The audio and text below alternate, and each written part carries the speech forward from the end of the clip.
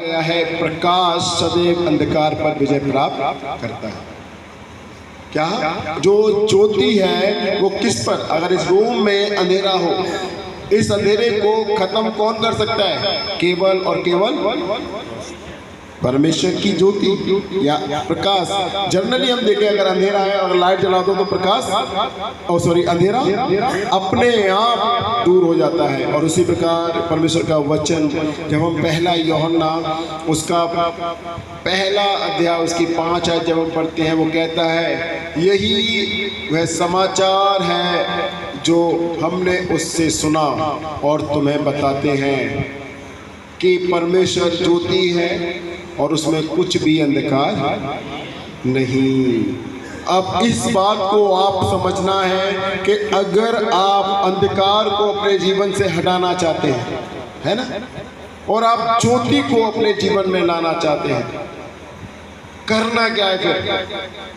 अगर आप चाहते हैं कि आपके जीवन में ज्योति आए, अंधकार दूर हो जाए, बीमारियां दूर हो जाए, तो करना क्या है? क्योंकि यहाँ लिखा है इस तरह, आपके शब्द जो है, आपके जो शब्द हैं, आपके जो सेंटेंस हैं, वो किससे भरे हुए हैं? सामर्थ से। क्योंकि खुदा का वचन कहता है कि जीव के वश में जीवन और मृत्यु दोनों। अब आप इसका कैसे इस्तेमाल करते हैं? आप चाहते हैं कि आपके जीवन में ज्योति आए, आप चाहते हैं कि आपके जीवन में प्रकाश आए, आप चाहते हैं कि अंधकार के काम आपके जीवन से दूर हो जाए, तो आपको क्या करना है? अंधकार की बातें नहीं करनी, शैतानी बातें नहीं करनी, बीमारी के बारे में बातें नहीं करनी। आप प्रभु के समाचार के बारे में बात करें, क्योंकि बाइबल कहती है ये समाचार हमें दिया गया जिसको हम आपको बताते हैं। ये वचन फिर से हम देखेंगे, यहाँ लिखा है कि यही वह समाचार है जो हमने उससे सुना। अब हमने परमेश्वर से क्या सुना है और हम लोगों को क्या सुना रहे हैं? आप इस बात को समझिए कि यूहन्ना जिसने इस पत्री को लिखा, उसने कहा मैंने जो समाचार परमेश्वर से सुना है वही मैं तुम्हें सुनाता हूं। और परमेश्वर का वचन कहता है कि हमारे शब्दों में प्रभु का आत्मा है।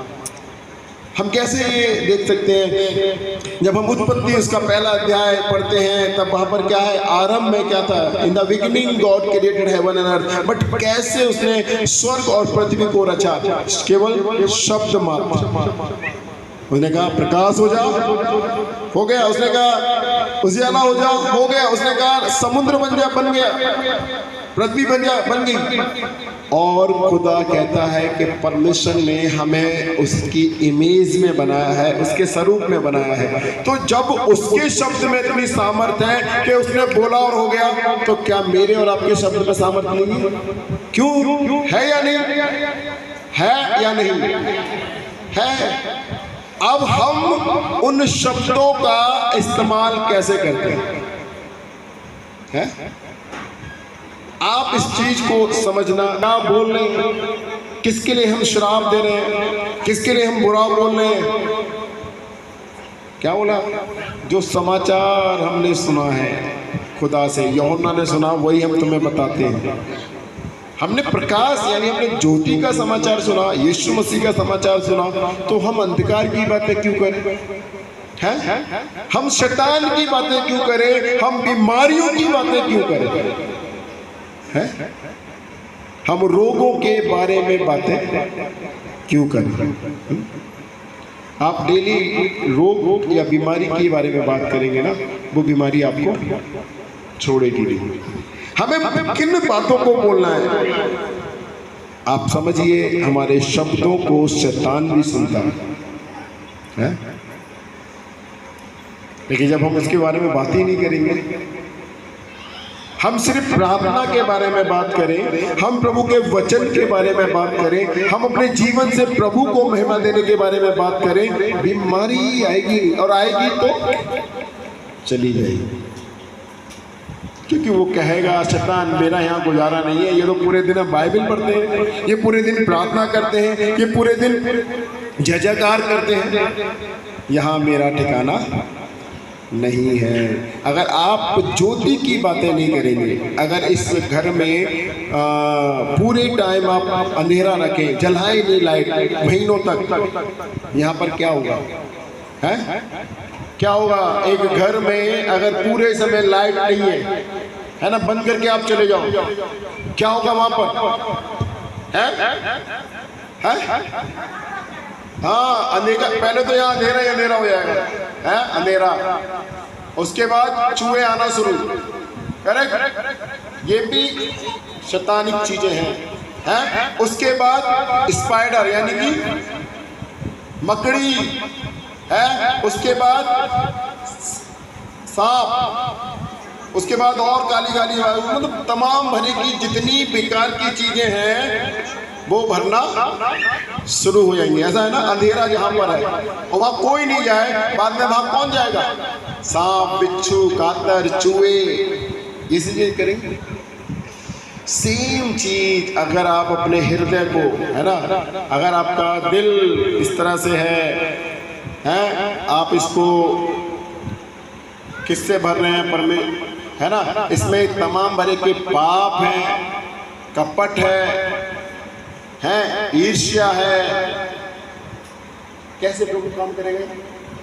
कर सकता है? करेगा ही नहीं। जब आप अपने मन को साफ करेंगे और डेली इस मन में प्रभु के वचन को भरेंगे।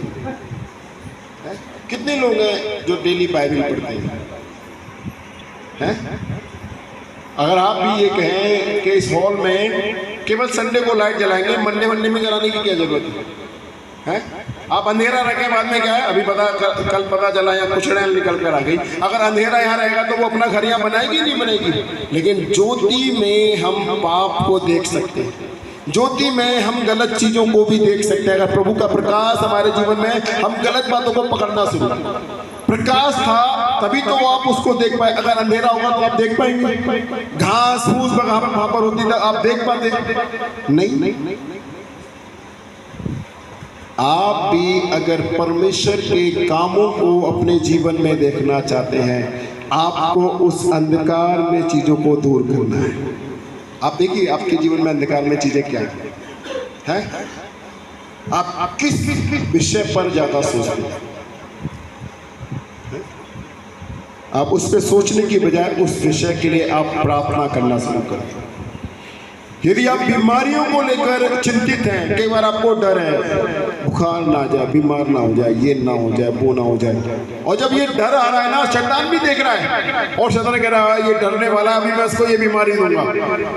इससे पहले कि शैतान आपके जीवन में काम करे, आप बोलना शुरू करें प्रभु का वचन। मैंने अभी बोला आपके शब्द में पावर है, आपके वचन में पावर है। आप प्रभु से बोलना शुरू करें, प्रभु बीमारी मेरे घर में रहने न पाए। हर समय सोते जागते उठते बैठते चलते फिरते, बाइबल कहते ना प्रे विदाउट सीजिंग, यानी बिना रुके प्रार्थना करना। आपके मुंह से केवल प्रार्थना निकलनी है और जो आपके अंदर से निकलेगा वही आपको मिलेगा। आमीन। जो आपके अंदर से निकलेगा वही आपको मिलेगा। अब आपके अंदर से क्या निकल रहा है आप देख लो, है? आप विचार करो, आप दिन भर में क्या करते हैं? क्या बोलते हैं? आप जो बोल रहे हैं वही आपके जीवन में वापस है। आप अपने लिए, अपने परिवार के लिए आशीष बोल रहे हैं, आपको आशीष है। सुबह उठते ही आप इस जुबान में बोला ना, कई लोग हैं जो गलत बोलते हैं। सुबह उठते ही केवल डॉक्टर का नाम, बीमारी का नाम ये लेंगे। शैतान कहता है सुबह सुबह ये यीशु का तो नाम नहीं रहे, अभी इन बीमारियों बना रहे, यही दो वो आपको मिलेंगी क्योंकि आप बुला रहे हो। सुबह उठते ही ओ मेरे है, सुबह उठते ही मेरे ये दर्द, मेरे वो दर्द। आप दर्द का नाम लोगे, शैतान कहेगा तुझे पूरे दिन मुझे दर्द में ही रखना है क्योंकि तूने खुद मांगा है? लेकिन जब आप कहें यीशु के नाम में ये दर्द ठीक हो जाएगा है? आप यकीन मानना, मैं पूरे विश्वास के साथ इस चीज़ को कह रहा हूँ। जोसू की जिस दिन सब तबीयत खराब है, मेरी इस साइड में ये पूरा इतना दर्द कि मेरा खड़ा होना भी मेरे लिए मुश्किल था। बहुत ज़्यादा दर्द, बहुत। मैंने नहीं बताया किसी को भी नहीं बताया, बट मैं अंदर ही अंदर प्रार्थना करता रहा। मेरा बेटा परेशान है, प्रभु पहले आप इसको चंगा कर। और मैंने खुद भी अपनी कमर पे हाथ रख के कई बार प्रार्थना की। स्कूल में भी बैठने में मुझे तकलीफ हो रही थी, मैं प्रार्थना करता रहा कि प्रभु मुझे चंगा कर। 2 दिन के अंदर वो दर्द कहाँ गायब हुआ पता ही नहीं चला। दवाई नहीं ली मैंने। हम शैतान को मौका ना दें। अब मैं कहता मेरा दर्द, शैतान कहता जाएगा ही नहीं। शैतान कहेगा जाएगा ही नहीं, तो दर्द में ही तड़पता रहेगा। लेकिन जब आप कहना शुरू करें ये दर्द प्रभु यीशु मसीह मेरा कुछ बिगाड़ नहीं सकता अगर तू मेरे साथ है, आप प्रभु को बोलना शुरू करें। जब आप बीमारियों में हैं, जब आप तकलीफों में हैं, दर्द बीमारी की शैतान लाता है। दुष्ट आत्मा के बंधन, कर्ज का बंधन मेरे जीवन से दूर हो जाए। यदि हम निकालें मेरे साथ इब्रानियों उसका 12 का 9, तो आपको किसकी अधीनता में आना है? फिर से इस वचन को सिर्फ सिंपली पढ़कर ना रहे, फिर से पढ़े। कैसे है? अगर मारा जाता है तो जवाब देना, बट कुछ औलादें यहाँ बाइबल के अकॉर्डिंग भी हैं कि अगर माँ बाप मारते हैं, है ना, बच्चे उफ। मैंने देखा है जब भी मैं जोसू को मारता हूँ, है ना, आप भी मत सोच रहे हैं तारीफ, मैंने देखा है मैं जितना मारूंगा वो अपने मुंह से उफ नहीं कहेगा, ये नहीं कहेगा पापा मत मारो। अगर मैं मारता जाऊंगा गुस्से में वो पिटता जाता है, मैं मारता जाता हूँ पिट जाता है, लेकिन वो ये नहीं कहता पापा अब मत मारो। सेम यहाँ लिखा है, फिर से पढ़े उस आयत को, कि जब सांसारिक पिता जो आपकी ताड़ना करते हैं, जब आप उनका आदर करते हो, तो आप सोचिए जब आत्मिक पिता आपको किसी तरह का दंड दे तो क्या आप उसका आदर ना करें? पढ़े? क्या आत्माओं के पिता के और भी अधीन ना रहे, जिससे कि हम कौन है जो जीवित रहना चाहता है? हर एक व्यक्ति चाहता है जीवित, और जीवित रहने के लिए आपको परमेश्वर की अधीनता में आना। हम किसकी अधीनता में रहते हैं? अगर सिर का दर्द सुबह से लेकर शाम तक बंद नहीं हुआ, दवाई की अधीनता में, है ना। कई बार ये बंधन है? हम किसकी अधीनता में हैं? शैतान की। इधर दिखाओ, उधर दिखाओ, वहाँ दिखाओ, यहाँ दिखाओ, वहाँ दिखाओ। हम किसकी अधीनता में? हम परमेश्वर की अधीनता में तो है नहीं, क्योंकि हम वो सही कर देगा, ये सही कर देगा, वो डॉक्टर सही कर देगा, ऐसा डॉक्टर सही कर देगा, लेकिन खुदा का वचन इस बात से की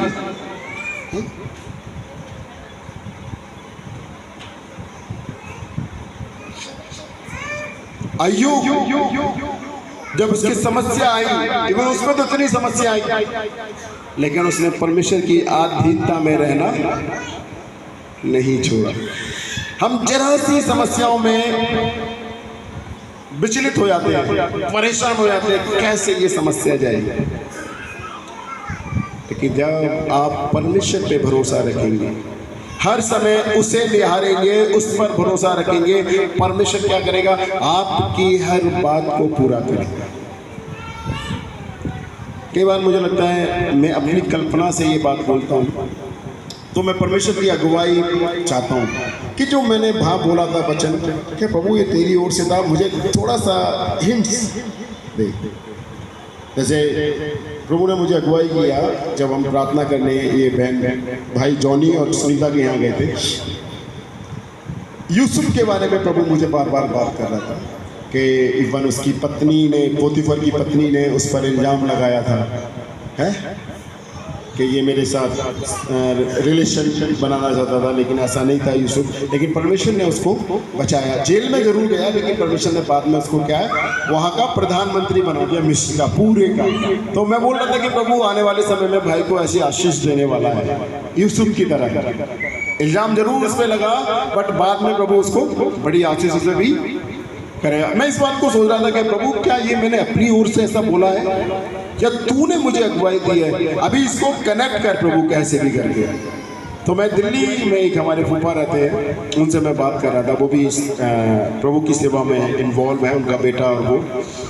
और बात करते करते उन्होंने फिर वही कहना शुरू किया, पता है पास्टर रंजीत, वो पास्टर भी बोलते हैं मुझे, पास्टर जी यूसुफ के बारे में आपको पता है? सी अभी मैंने तो उन्हें बताया नहीं कि मैं यूसुफ के बारे में वहाँ बता कर आया हूँ। अभी वो मुझे कहने लगे देखो यूसुफ पे ये इल्जाम लगा, उसे गड्ढे में, उन्होंने दूसरी चीजें सुनाना शुरू किया कि उसे गड्ढे में डाला, लेकिन वो परमेश्वर से के खिलाफ नहीं गया। वो परमेश्वर तूने मुझे गड्ढे में डाल दिया, उसे बेच दिया है, उसे गुलाम बनाया गया, उसके भाइयों ने उसको गुलाम बना दिया।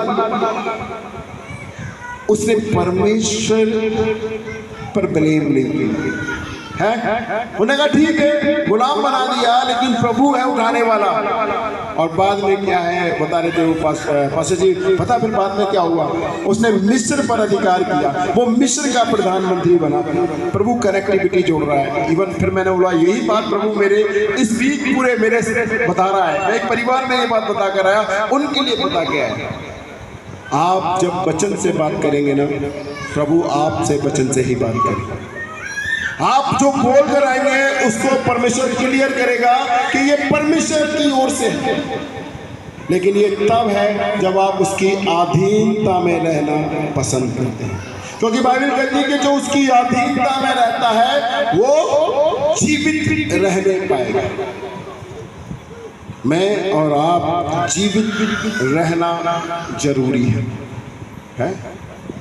और जीवित रहने के लिए प्रभु की अधीनता में आना जरूरी है। और अधीनता के लिए ना संसार से बैर करना जरूरी है। जो संसार से मेल मिलाप रखता है वो परमेश्वर से मेल मिलाप नहीं रख सकता, है ना। और खुदा का वचन